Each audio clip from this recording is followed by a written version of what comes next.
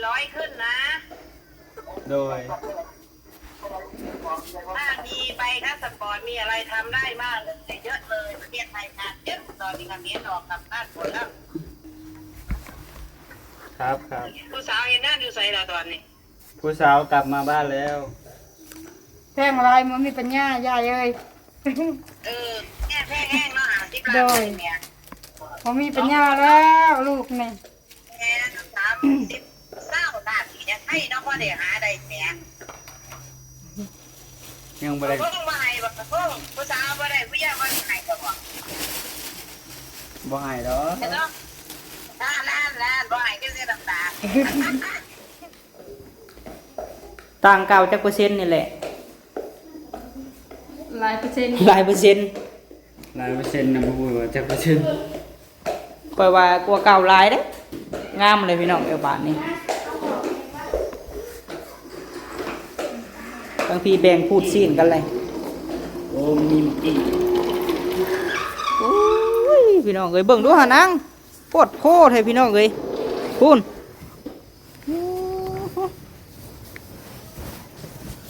โอ้เอาอึบไปซอยกันอึบเอาอยู่เต็มเลยนะเอาแบ่งกันบาทนี่เด้งามแล้วบาทนี่เบิ่งเด้อคุณยายซ้ำ FC น้องทงต้องแบ่งหน้าที่กันเบิ่งสิบอกนี่ยมาพี่ตื่นนอนมาไผลูกหนึ่งเข่าตื่นเช้ามาไผลูกหนึ่งเข่าหนึ่งเขาจากโมงตื่นผู้วงบัดนี้หา6 โมงแม่ลูกหนึ่งเข่าตื่นมาสิบอกลูกหนึ่งเข่าข้างหัวเข่าไว้ในจับพ้อยในถูเฮือนเข้าใจแบ่งกันเด็กน้อยล่างถ้วยหลายคนได้1 2 3 4โมงเลยบักดังๆคือยังบ่ลุกแบ่งหน้าที่กันสั่นละเฮือนชานบ่สะอาดมีแต่ขี่ไก่ขี่เป็ดนี่เอาสมุดมือใดมือหนึ่งผู้ใหญ่ที่เพิ่นซอยได้เพิ่นมาเยี่ยมมายามเอาอายแล้วเว้าเฮาอันนี้มันบ่ได้อยู่ตูบได้น้องเอ้ยเฮาเอิ้นว่าเฮือนซำนี้นะคันอยู่ตูบมันก็สถานนึงเนาะมันสิเปื้อนก็ได้อันนี้เฮามีเฮือนเลยฝนก็บ่ได้หัวละว่าเห็นบ่ก็ดีแล้วที่เพิ่นซอยเฮาซำนี้สิให้ผู้ใหญ่ผู้เพิ่นซอยมาปัดให้เพิ่นก็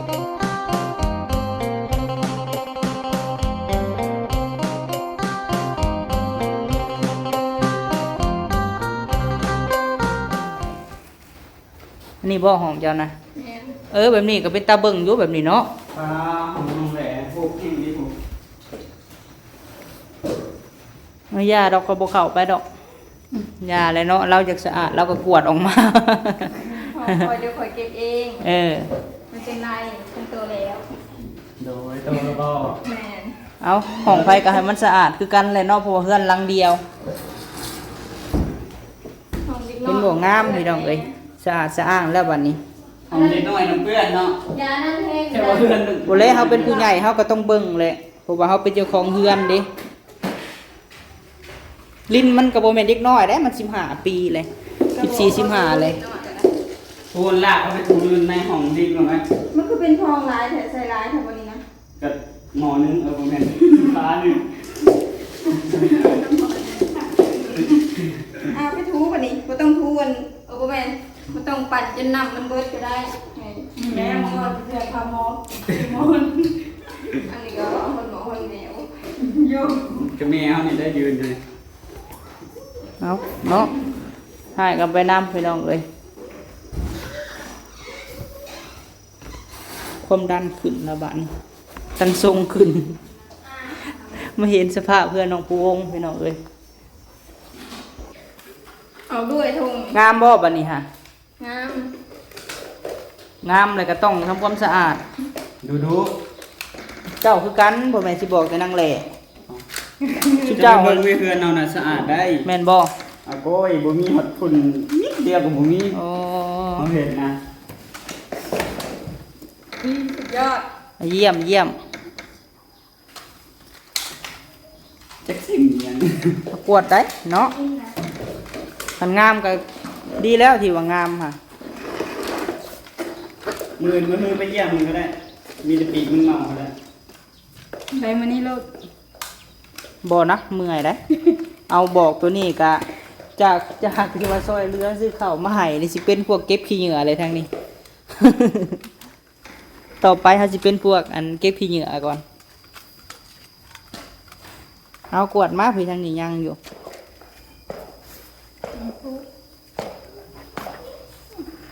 ก็ถือเป็น บอกคนนี้ก็ไปแล้วเนาะบอกคนนี้ แล้วนะแม่ งามแหละบ้านนี่เห็นบอกมานี่ห้ามให้เข่าเด็ดขาดเพื่อนชานครับเพราะว่าบ่เป็นว่าอันบ่อยากให้มันเข่าดอกเพราะว่าอยู่ทางนอกผมให้มันอยู่ได้แต่ว่าบ่ได้ไม้ มันเปื้อน คือเด็กน้อยก็เฮาต้องบอกหั่นนะ ใครประตูกับอาร์ตเด็กน้อยนะนี่เดี๋ยวมาง ามบ่ละลิ้นบัดนี้ไผสิเว้าโดยเลย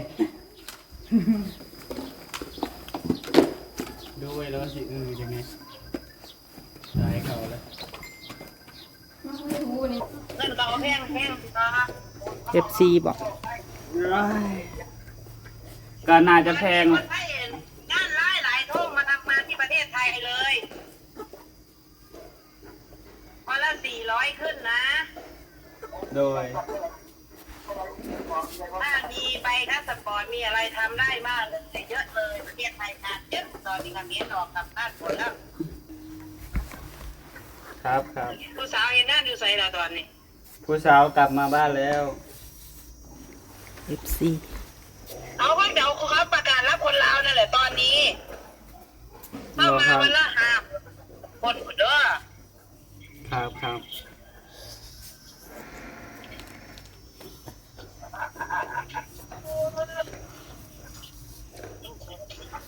มันบ่มีเงินได้นี่อย่างแตงแม่ไปขอแค่แล้วว่าถ้าได้แตง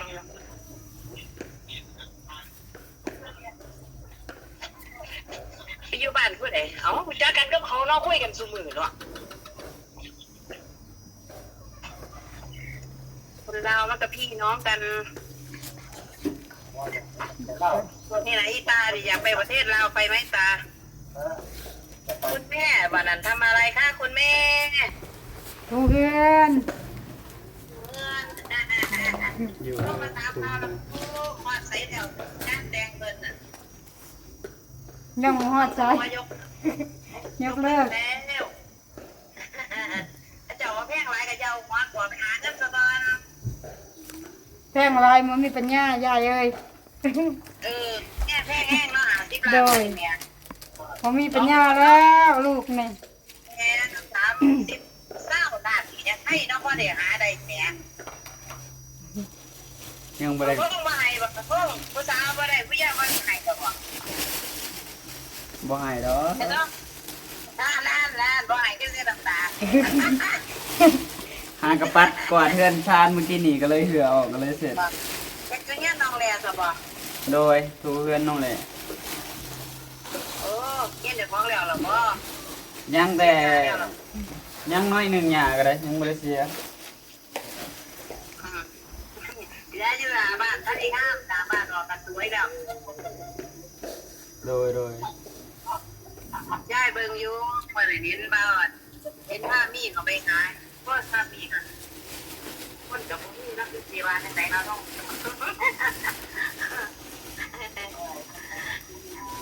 ไอ้ผ้ามีนี่ก็ยังไงก็ไม่ทันไงก็ได้หรอกยังเป็นหนุ่มอีกนานไม่เทิงเริ่มเลยมันลำบากจะเห็นนรกในท้องกับเตงอ่ะดีนะกับผัวเลิกกันแล้วแต่งงานไม่เท่าไหร่เลยดูกันไปก่อนเนาะแม่ โดย แม่เห็นกินหอมน้อยไป แม่แค่กิน โดยขอให้ดูไวๆเด้อ เดี๋ยวสิไปให้เราแก้แค้นญาติแต่เนี่ยเพื่ออะไรไปหาที่บ้านให้แม่ร้อยล้าน ยังบ่ได้คุยกับเรา เด้อเด้อเราคุยมาเล่นน้ำซื้อดอก โดย โดย บ๊ายบาย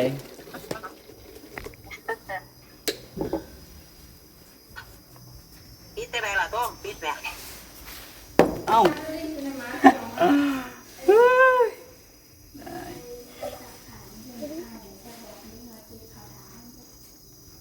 FC FC โอ้ดีเนาะเพิ่นก็โทรมาแนะนำพี่น้องเอ้ยนั่นแหละมีคนหักคนแพงก็ดีแล้วเพิ่นอยู่ไสหั่นล่ะ จักบ่ได้ถามเลย โอ้นั่นแหละมาทำข่าว เพิ่นน่าจะอยู่แถวฝั่งไทยพุ่น โดยอีสานเนาะฟังเสียงเว้าแม่บ่หรือว่ายายแม่นพี่สาวบ่ ยาย แม่หรือยาย โอ้ อะไรก็บ่รู้นะ เอาดีแล้วเพิ่นโทรมาทำข่าวก็ได้เพิ่นก็ดีใจพี่น้องเอ้ยเอากวดจังได๋คนเมื่อนี่ให้มันสะอาด กวนแล้ววะน้าน้อยยังบ่ทันได้แห้งก็ต่อไปลิ้นเลย บุพาวได้กวดอีกเสร็จก่อนลำหนึ่งอืม ไปฉากรถขาดเนาะมาแก้ออกสด พอดีแล้วนี่รอบสุดท้ายได้อแหละเด้อมี FC โทรมาทำข่าวอีกได้พี่น้องเอ้ยน้องชมเพิ่นก็ได้อันแหละเนาะเพิ่นก็มีคนหักคนแพง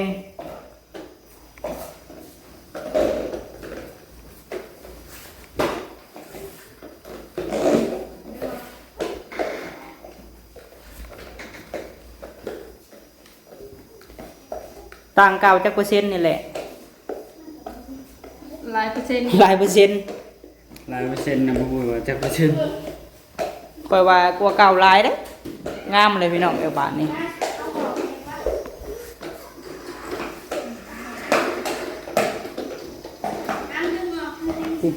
ทั้งพี่แบ่งพูดซีนกันเลย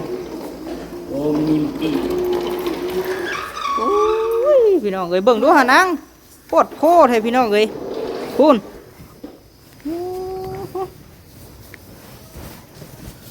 โอ้เอาอึบไปซอยกันอึบเอา อยู่เต็มเลยนะ เอาแบ่งกันบาทนี่โอ้สุไปตากไว้โอ้ หาแนวมายิบโหมองในน้ำมันเปียกนะ โหเถอะเอามาตุ่มอีกบ่ไปเลยโอ้น้องลินนี่พี่น้องเอ้ย โมเมนต์เฮานี่เหี่ยวนะมาตื่นเช้ามาเลยอยากนี่มักยับเขามาใกล้เฮา พากันปัดแล้วเปล่าอันนี้ได้สละเอาไปถิ่มไปตัวนี้คันตัวใดมันพอถิ่มกระทิมมันเป็นเสื้อลาได้ เก็บไป เห็นบอกต้นโตเป็นตุ่มเบิด นี่ยังไง เก็บไปก่อน เจ็บไปทุง เพื่อเขา ไปใบสะคลิปนี้ก็สิมีวีนเด็กเด้อพี่น้องเด้อ ฮะ ไม่ปล่อยเด็กมาสิ เจ้าใหญ่แล้วเฮ็ดเวียกสวยเอื้อยยินบ่เออ ว่าเผาดิน ผู้เผาเอาข้าวให้มันแห้งก่อนให้มันแห้งก่อนก็ได้ เก็บใส่ซอบที่นี่แหละเอาไปใส่ เออ คนนั้น ไปสักให้มันแห้งน้ำก็มีสั้นให้คอยมาอยู่พี่เด้อสลินเด้อให้อายมาอยู่บ่เฮือนงามเจ้านี่ ถามได้เลย ทำเลยเลย เอาให้คอยห้องหนึ่งบ่เฮือนงามคอยมาอยู่ได้เด้งามแล้วบ้านนี้เบิ่งเด้อคุณยายซ้ำ FC น้องทงพี่น้องเบิ่งคลิปบ่พอมีคอมเมนต์หน่อยเด้อยายซ้ำลีเอ้ยเพื่อนลูกสาวลูกชายยายซ้ำ จากระยอง ขอเสียง FC น้องทงหน่อยเด้อพี่น้อง นุ้ยนุ้ย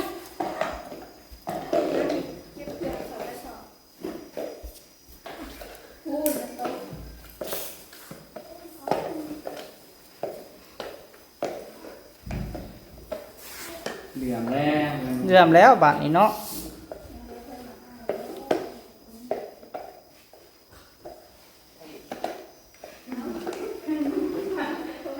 ดีใจบ่บ่พอมีมาแนะนำ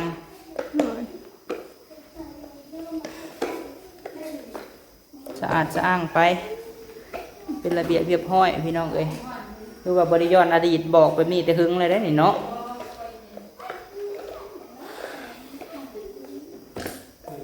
น้ำยากับป้าไว้ดีๆเด้อแหละเด้อเอาไว้ใส่ลาย200,000กว่าผู้ได้รวมเบิดนะก็ได้ เนาะมันบ่แห้งบ่พอเขา มือเปล่าเขาปิดไว้ให้ทุกคน ไปแม่ไปกินข้าวหิวข้าวอืม เอาเก็บไปล่ะให้มันแล้วซะ พูดเอาไปจูดทิมเพื่อนก็ได้ประจำเป็นนะ เอาเกิบมา เอาพี่ก่อน เกิบ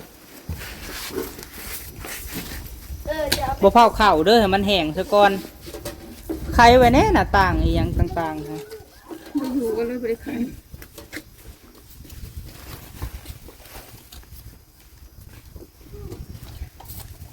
มันเทไปแล้วก็เอาไปจูดทิม อันนี้เก็บไปถิ่มรถละ โอ้ เก็บไปตากคุณ แล้วยังมันชักมัน อันนี้แหละเสื้อโลกนะ เตะอีเสียเอาไปกับเอาไปให้หมด เก็บไปละน้อยเก็บไป เปิดเอาไปทิมมันยังอีกถุงยางนั่นดีอัดประตูไว้แล้วไม่ถุงยังมี อัดเอาไว้ มีดูปิวเขานะ พี่น้องเอ้ยพออมโคตรละเรียนนี่ เอาไปเมียนกู อมนางแหล่นางลิน นางแหววนั่นนางยิ้มเลยแหล่ที่ให้ถึงแหละบอกของแหวของนี้ เป็นไง ทูพี่ละกวดไปเทิงลงมานี้กวดมานี้ พ่อสายไฟมันถึงอันนั้นนะเอาเนี่ย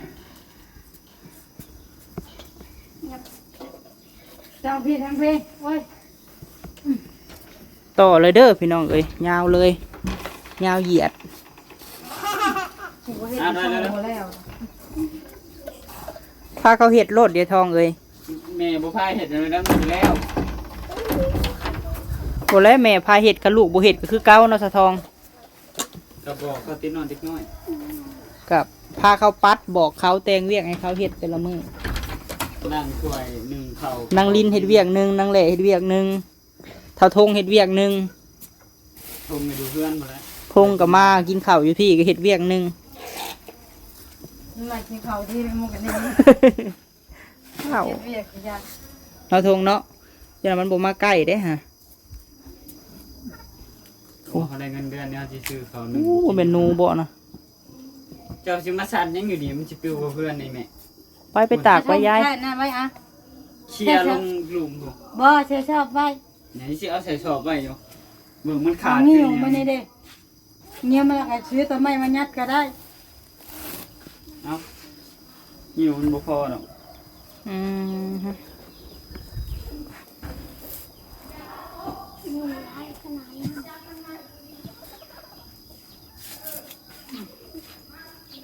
เก็บไป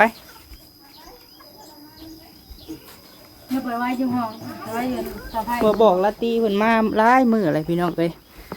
แม่อัน แล้วไปไว้ ให้ทำความสะอาดเพิ่นว่า เล่นลิ้นจับปาก เยี่ยมปะเอาไปไว้อยู่คอไก่ไว้ ไว้อยู่ขอไกลพุ่น ปัดมาพี่ฮัมปัดแล้วบุรถแปรงฝอยแข็งๆค่ะคัดลงมาลด อันนี้ก็คือการนี่ อยู่เต็มหนาไปเลยนี่เกิดไปซะแล้ววะ งามบ่บาดนี้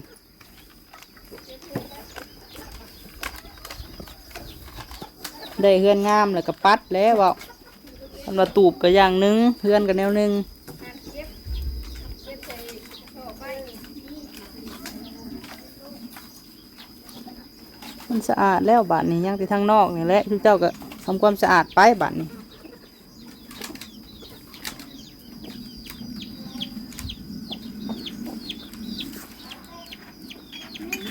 เก็บไปบอกให้ทีเลยผักนี่ก็ไผ่หมัด อันนี้ก็เก็บเด้อแหละเด้อบ่แหละเด้อไผเป็นคนทุบในผู้นั้นเก็บ ทิ้งถ้วยบ่ทุบนะ เพิ่นนี่แหละลิ้น โอ้เจ้านี่ ก็บไปบอกว่าให้ลิ้นแก้วนะบ่เป็นแก้วกะโลนี่แล้วมันหกเพื่อนที่เอาไปกินดีค่ะใส่กระสอบ ทิ่มบ่มันลุบบนใดมันลุบแล้วก็ทิ่มลงเอาคือหน้าบ้านหน้าเฮือนก็ปลูกเด้อแหละเด้อปลูกผักปลูกหญ้าและหญ้าบ่ปลูกก็ยากปลูกแต่ผัก บนนี้มันปลูกบ่ค่อยได้ หญ้าให้ลกออก ขี้หินหลาย อืม มีแต่บนพุ่นแล้วมันบ่มีขี้หิน ปลูก ปานใด ต้นบางหุงอยู่เฮือนอ้ายนะเอามาปลูกหน้าเฮือนนี่ให้มันหุงมันเฮืองให้มันสะอาดหน้า ต้น เฮือน เดียวหนึงบ่แม่อยู่หันก็ฮักซ้ำบักหุงกัน เออ ไปคนอื่นสิมาอยู่เฮือนเฮาใช่บ่ โอ้ยสิงไข่ก็แบ่งออกทำไมเป็นหลายๆก้อนในนางเอ้ยทางพี่เบิ่งดูทางหลังเฮือนเจ้าพี่มาพี่มาหาท ทางพี่กับเพิ่นปลูกได้อยู่ในทางนี้ปลูกใส่แล้วดิน ได้บ่ทั้งหัว เอาได้แล้วปลูกใส่ก็ได้เลยเฮือนเฮาเนาะมาพี่จันนะนี่พื้นที่เฮาชุนเจ้าก็ยังหลายอยู่ โอเคจัง ปลูกไซนี่ก็ได้อ้ายเฮงกระเต็กและเฮือนอ้ายกับปลูกเบิดและอ้ายก็ยังปลูกใส่โลดถ้าเจ้าบ่เฮ็ดบ่มีไปเฮ็ดน้องเอ้ยใหญ่แต่เด็ก18-19เลยมันจักควมมาแล้วถ้าอ้ายบ่หักแพงคือน้องสาวบ่บอกได้อพวงเอ้ยหัวจิงไข่ปลูกใส่โลดละเอ้ยทางหลังเฮือนนี่เสียหญ้าออกแต่ละมือกะเสียอันใดก็ให้มันแล้วยินบ่ถ้าว่าเฮาเฮ็ดมื้อนี้ถ่ายแต่คลิปเสียหญ้ามันก็บ่ได้เฮาต้องเปลี่ยนให้มันแล้วแล้วเฮาเฮ็ดเวียกใหม่นี่ต้นมะเขือเนาะทงแบ่งออกโลดหามื้อเอ้ยนี่หัวจิงไข่นี่พากันแบ่งออกเดอลินเดอร์แบ่งแล้วก็ไปขายได้เท่าไรก็ยามันแต่หา1,000-10,000ก็พอได้ตื่มกัน ใคร ฮะ ขายให้ข่อยแล้ว ขายอยู่ตลาดพู้นแหล้วขายให้ไผก็ขายได้เนาะ ขายบอพามีเราอยากได้เด็ดให้เราไหม บ่ข่อยมีอยู่ข่อยแห้งลายแล้วอยู่เฮือน มื้อนั้นก็ซื้อซอยเลยเด้ เอาไปไว้อยู่พูดไป หัวชิงไข่มันกอใหญ่แบ่งออกให้ลายๆกอแบ่งออกโลดหน้าเฮือนนี่ยายปลูกออกอันนี้ต้นมังหุงกับบ่มีเนาะ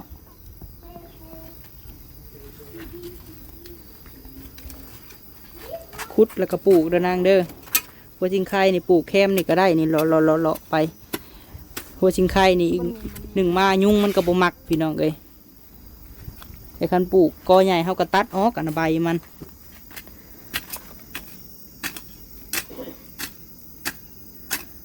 เฮาต้องแบ่งกันน้องเอ้ยถ้าว่าสิเฮ็ดเวียกเดียวมันก็บ่ได้แต่ละมื้อต้องแบ่งหน้าที่กันน้องก็ใหญ่เลยเด้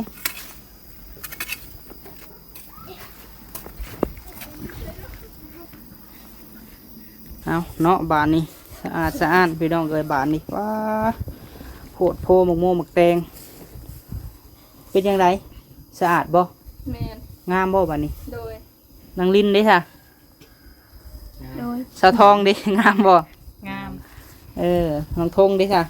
งามแต่ว่าทางนอกเนี่ยบ่งาม โย่บ่งามก็คัดแล้วว่าเนี่ยคนมาคัดให้บ่ ลองอ่ะ บ่ได้ นี่ก็ยังเมื่อยบอกเลย มื้อเช้าให้เขาโทร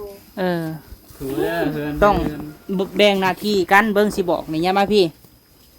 ตื่นนอนมาไผลูกหนึ่งเข่าตื่นเช้ามาไผลูกหนึ่งเข่า นึงเขา จากโมงตื่นผู้วงบัดนี้ 6 โมง 6 โมงแม่ลูกหนึ่งเข่าตื่นมาสิบอกลูกหนึ่งเข่าข้างหัวเข่าไว้ในจับพ้อยในถูเฮือน เข้าใจแบ่งการเด็กน้อยล่างถ้วย กับปูข้าวแหน่ หลายคนได้1 2 3 4 โมงเอ้ยบักดังๆคือยังบ่ลุก แบ่งหน้าที่กันสั่นละเฮือนชานบ่สะอาด มีแต่ขี่ไก่ขี่เป็ดนี่เอาสมุดมือใดมือหนึ่งผู้ใหญ่ที่เพิ่นซอยเด้เพิ่นมาเยี่ยมมายาม อายเขาเพิ่นล่ะ เอาอายแล้วเว้าเฮาอันนี้มันบ่ได้อยู่ตูบได้น้องเอ้ยเฮาเอิ้นว่าเฮือนซำนี้นะคันอยู่ตูบมันก็สถานหนึงเนาะมันสิเปื้อนก็ได้อันนี้เฮามีเฮือนเลยคนก็บ่ได้ฮู้ล่ะว่าเห็นบ่ก็ดีแล้วที่เพิ่นซอยเฮาซำนี้สิให้ผู้ใหญ่ผู้เพิ่นซอยมาปัดให้เพิ่นก็บ่มาเลยเพิ่นส่งตัวแทนเพิ่นมานี่ให้มาถ่ายให้เบิ่งเพิ่นก็เบิ่งคลิปอ้ายเพิ่นก็คือสิดีใจแต่ว่าเฮือนที่ว่าเฮือนซานผู้ใหญ่เพิ่นซอยมาอันนี้เฮือนเจ้านี่หลายทานแมันบ่ซอยมานี่และเพิ่นก็ดีใจแต่ว่าเฮือนซานเฮามันสะอาดถ้าว่าสกปรกนี่เพิ่นก็บ่มักนะก็คิดใส่ว่าคือเจ้าเห็นแล้วนี่โอ้ยมันสกปรกนี่เฮายังบ่มักนะลิ้นก็คือกัน14เดี๋ยวได้14 15เลยละวะใหญ่เลยรู้จักเฮ็ดเวียกซอยพ่อซอยแม่ซอยอ้ายพงในแห้งกระเต็กนี่เป็นอ้ายหมู่ยังรู้จักเฮ็ด เป็นยังล่ะน้อย ฮะ มันจะเป็นนั่นพอคนเหรอ เอาเนาะสุดท้ายนี่สิได้กลับปะ ฝากให้เจ้าขอบบุญขอบคุณผู้ใหญ่เพิ่นเด้อผู้เพิ่นเคยช่วยเหลือเจ้าผ่านมาและเฮ็ดเฮือนเฮ็ดชานให้ฝากให้เจ้าอวยพรอวยชัยให้เพิ่นแน่นางงามๆล่ะนางงามๆมาฝากอวยพรอวยชัยเพิ่นแน่ โดยทั้งน้องเลยก็ขอบุญขอบคุณที่ว่าผู้ใหญ่ที่ทุกท่านที่เพิ่นเคยซอยน้องเลยซอยเพื่อนซอยจานซอยข้าวซอยน้ำซอยมาจนฮอดมื้อนี้เนาะก็ทั้งน้องเลยก็ขอบุญขอบคุณเพิ่นก็ขอให้เพิ่นอยู่ดีมีแห้งความเจ็บอย่าได้ความไข่อย่ามีปรารถนาสิ่งใดก็ขอให้ได้สิ่งนั้นเดินทางไปไสมาไสก็ขอให้ปลอดภัยเฮ็ดธุรกิจหยังก็ขอให้เจริญร่ำรวยเด้อสาธุ รักษาถูกเนาะไปกับปะเด้อบันนี้เด้อ โดย มือหน้าเข้ามาเลยให้มันเป็นกว่าเก่าเข้าใจ เออ ไปซะสบายดีเด้อสุขสุขคน สบายดี เมื่อก่อนทางนี้ก็ได้ เก็บข่าวเด้อปาดโถพี่น้องเอ้ยอ่ะโอเคพี่น้องเอ้ยคลิปนี้ก็ได้บอกว่ามีก็สิได้ขอจบคลิปก่อนคือว่าขอบบุญขอบคุณเด้อพ่อแม่พี่น้องเนาะ FC ทุกภาคส่วนพี่น้องเอ้ยที่หักแพงครอบครัวน้องทงแล้วก็น้องผู้วงเมื่อนี้บ่าวพามีก็ได้มาแนะนำทุกสิ่งทุกอย่างพี่น้องเอ้ยเฮือนซ่านก็ให้สะอาดสะอ้างถ้าว่าผู้ใหญ่เพิ่นผู้เพิ่นซอยเนาะพี่น้องเนาะก็ยกตัวอย่างสมมุติว่าบ่าวพามีเนาะเป็นคนซอยได้เห็นเฮือนซ่านที่ตัวเองสร้างให้คนหนึงเนาะพี่น้องเนาะแล้วมันสะอาดสะอ้างเพิ่นก็คือสิดีใจพี่น้องเอ้ย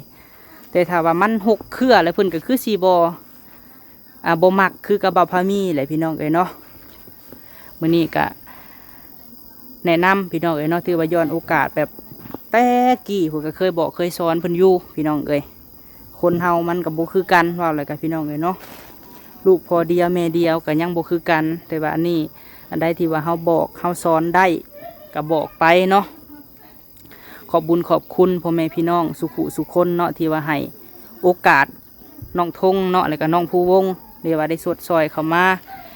ที่ว่าบ่ลืมเนาะที่ว่ายังหักแพงแล้วก็ยังติดตามมาตลอดพี่น้องเอ้ยจังใดบ่าวพามีก็แนะนำทุกสิ่งทุกอย่างอันใดมันสะอาดสะอ้างก็บอกกันไปพี่น้องเอ้ยไปจังได้คลิปนี้บ่าวพามีสิได้ขอจบคลิปเด้อพี่น้องเอ้ยขอบคุณขอบคุณสู่หม่องสู่บอลทุกกำลังแห่งใจเนาะพบพอคลิปหน้าพี่น้องสำหรับคลิปนี้กล่าวคำว่าสบายดีเด้อพี่น้องเด้อ